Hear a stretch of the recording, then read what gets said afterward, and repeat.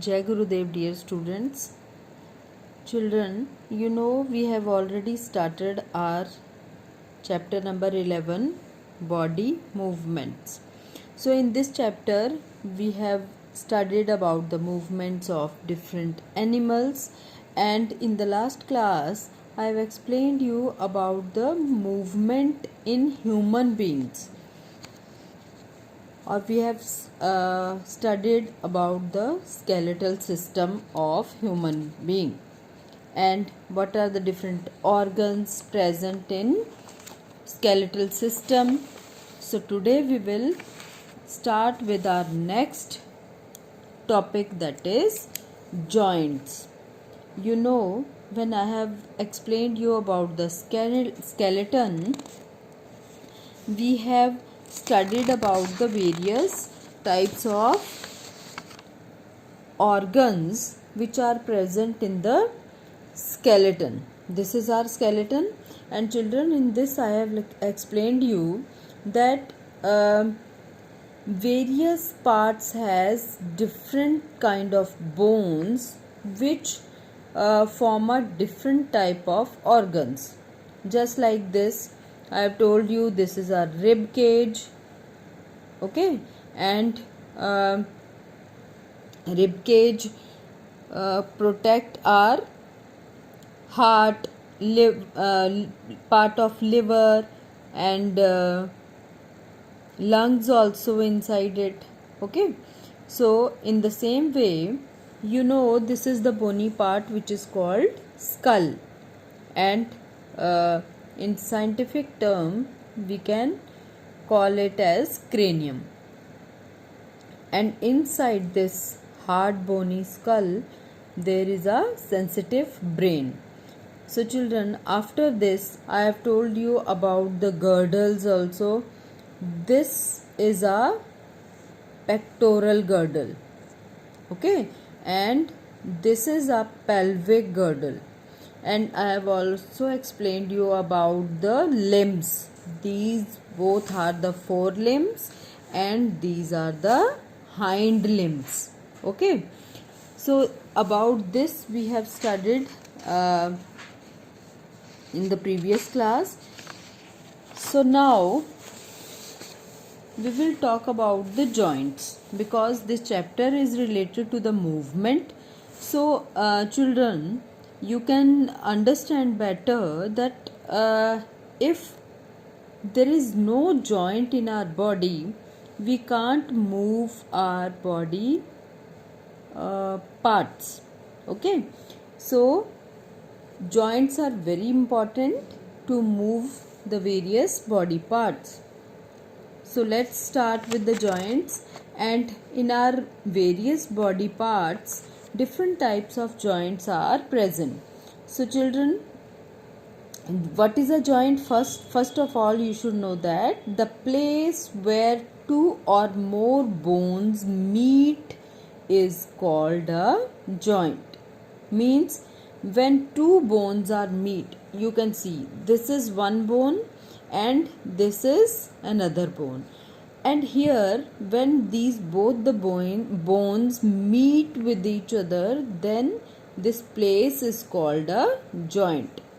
So children, according to their function, different type of joints are present in our body. So mainly we can classify the joints into movable and immovable joints. Those joints which can move, that are coming under the movable, and which cannot move, that are immovable. Or immovable joints are the fixed joints, okay. So movable you can think and understand, but where these immovable joints are present, let's see. First we will talk about the immovable joints.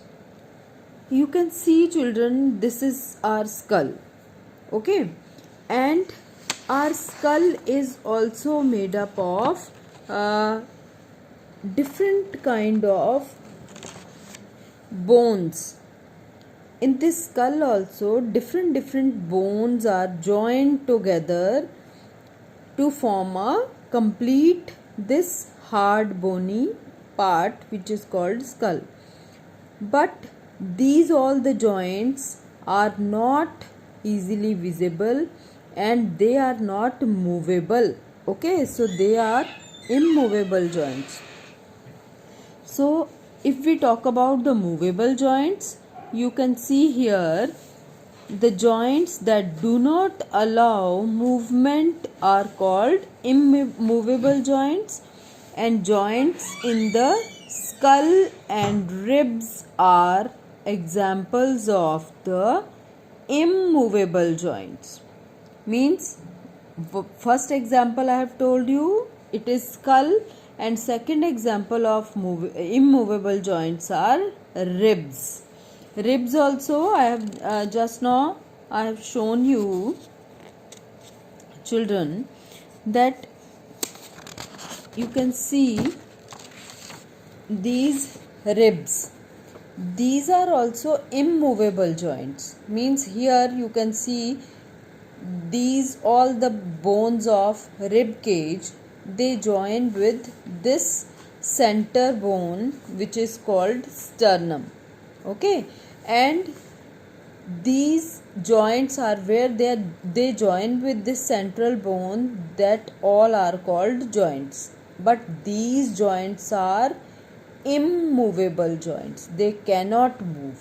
Okay, but other joints you can see here, we can easily move our arm from the shoulder, from here, from the elbow, and even we can move our wrist also. Okay, in the same way our legs are attached to the pelvic girdle, so this part also we can move easily, that's why we can walk.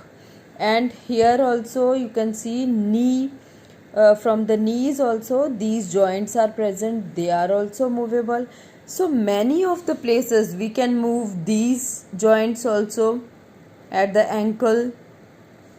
So children, these all are the movable joints. Okay, so let's see how they classified the joints into different category. Means immovable joints are not further classified, but movable joints are further classified into 4 types. You can see here they have written there are 4 types of movable joints present in our body. So what are these? Here they have written name. So let's see one by one. First is hinge joint. Second is ball and socket joint. Third is pivot joint, and fourth is gliding joint. So let's see, first is hinge joint.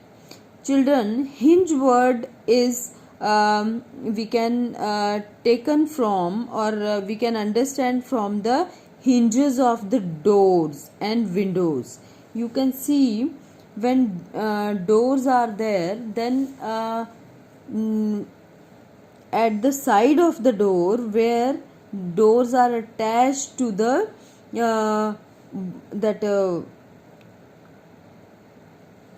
side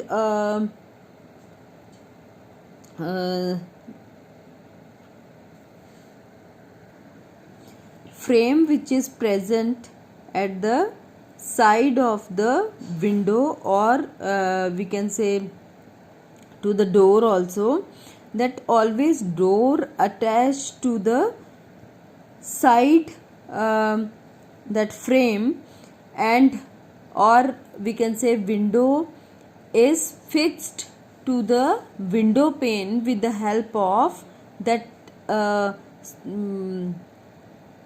iron structures that are called hinges. Okay, so these hinges are also we can understand from those hinges of doors and windows, and this type of joint can move the bone only in one direction. You can see children, that door or window also, when we open, they also can open in one direction only. Okay, in the same way, these joints are also move to one side only. So its examples are knee and elbow joints. You can see that we can only fold our arm or our leg in one direction, not in both the directions. Okay, so this is a first joint, which is called hinge joint. So second is ball and socket joint. Ball and socket joint, it is very easy kind to understand. Children, in this type of joint, one joint act as ball and second joint one bone act as a ball and second bone act as a socket, which can fit in the socket. Okay, this is a ball like structure and it can easily fit in this second bone, which is socket like. So ball and socket joint, where they are present, their movement is very free, or we can say we can easily move our body parts, those body parts which have ball and socket joints, in all the directions. Okay, we can move our these bones round as we like. So these ball and socket joints are present in our hips and our shoulder joints, means where legs are attached to the pelvic girdle and where our arms are attached to the shoulder bone.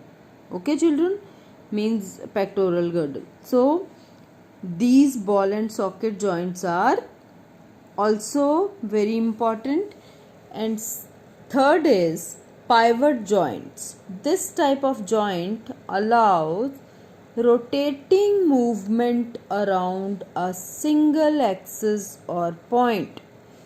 The moving bone rotates within a ring formed by the second bone.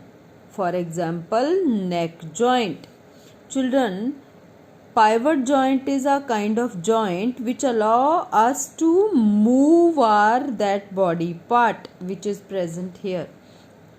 Means our skull is, when it attaches to the this vertebral column, or we can say this backbone, then this joint is present between this skull and neck bone. So here this type of joint allow us to rotate that body part. You can easily rotate your neck. Not full rotation we can do, but from left to right we can rotate it easily. Okay, so this is a pivot joint. And children, fourth type of joint is gliding joint. Gliding, you know that when one bone move above the other, so that is called gliding joint. Means when one bone moves on the other or glide over each other, then we can say this kind of joint is called gliding joint. So the bones in this type of joint have flat ends that can glide over each other. This allows sideways, backward and forward movements to a smaller extent. For example, wrist and ankle joints. Children, in our wrist and ankle joints, both the joints are gliding joints. Means here both the bones are glide over each other. Okay, move over each other. That's why we can move our ankle, or we can say wrist, backward, forward and sideways. Okay, but we can't rotate just like pivot joint. Okay, so children, this is all about the gliding joint, and this is all about the joints, various types of joints. So after this, in your book, this activity is given for you. Move the following parts of your body and complete the table. So children, in this you can do yourself that part of the bodies they have written here: neck, wrist, finger, knees, ankle, toe, arm. These all are the body parts, and you can check that whether these parts are rotating completely or partially. Partially means halfly. If you rotate your neck, you can see that it completely rotates or partially rotates. Okay, in the same way, wrist, finger, knee, ankle, toe and arm also. So you can see its rotation. According to the rotation, you can understand then which joint is present in our these all the body parts. And here in the second column, bends in one direction or more than one direction, means these all the body parts you can see that whether they are bending in one direction or more than one direction. Okay, and last column they have asked that does not move at all, means which of the body part here does not move at all, which does not move at all, that body part here you can put a tick. Okay, so this column is for you, at this table is for you, for your understanding and for your exercise. You can do it and write according to you. Now after this they have started exercises here, and exercise when we start, then I'll explain you exercises one by one, but let's first complete our chapter. After this, children, here they have written movement of bones. So how the bones also move? Children, this thing you should understand that only with the help of bones also our body can't move properly. Okay, so for the movement of our body or bones, muscles are also required. So let's study. Muscles in our body help in movement of contraction and relaxation. Children, you know our body has muscles everywhere. This is our arm, and here you can see muscles are there which are called biceps and triceps. Here you can see, and these muscles by contraction and relaxation, they help us to move our body parts. Okay, so muscles also have a special role in movement. At an end of a muscle is attached to a fixed bone, while the other end is attached to a movable bone. Means what they written here, that one end of the muscle is attached to the fixed bone. Okay, that bone which is fixed, one muscle is attached to the fixed bone, and other end is attached to the movable bone, so that we can move it properly, or muscles can contract or relax for showing movement. When muscle contraction occurs, it moves the movable bone. Means when muscles contract, then they can move the movable bone.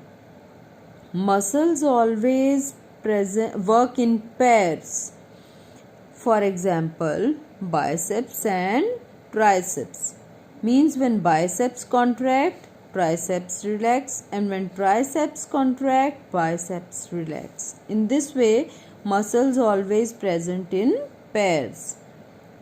Muscles of the arm help in the movement of our arm.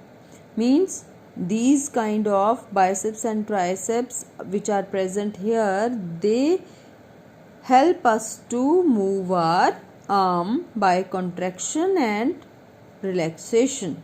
Okay. So after this, children, here they have written about the cartilage. I have already explained you about the cartilage in the last class, but let's see again. I'll tell you that bones are covered at the end by tough elastic tissues called cartilage. Means these are tough but elastic and softer than bone.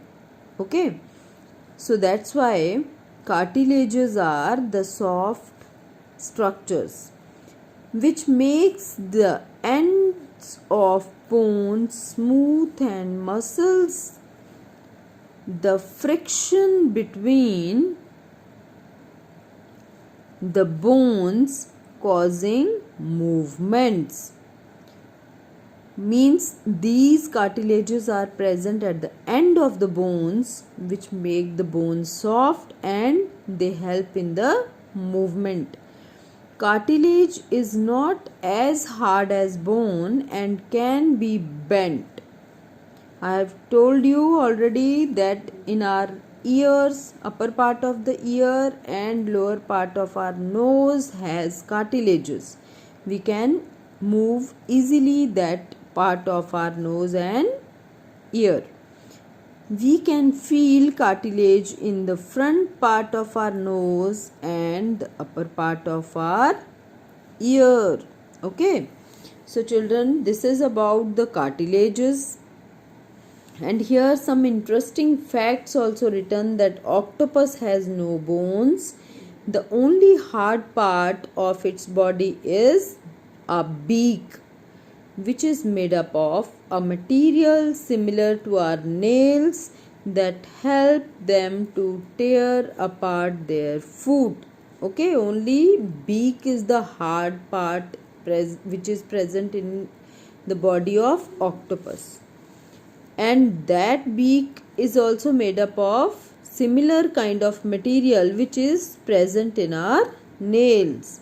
Okay, and octopus always uses these means this hard kind of structure which is called beak to tear its food.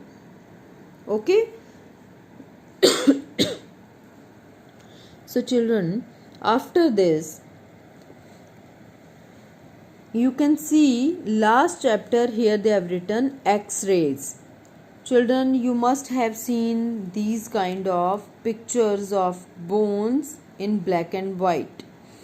But these X-rays report we only can see or we can go through it only during the injuries, when we met with an accident or sometimes when we experience that fracture can happen. Okay, so at that time we go through the X-rays. What are the X-rays? How does a doctor come to know if a bone is fractured? Doctors use an X-ray of the injured part to look for injuries or fractures. Children, these are X-rays are the type of rays when doctors pass through our body any body part where we can feel that fracture can be happened, that when X-rays pass through the body, they only take the picture of our hard bones.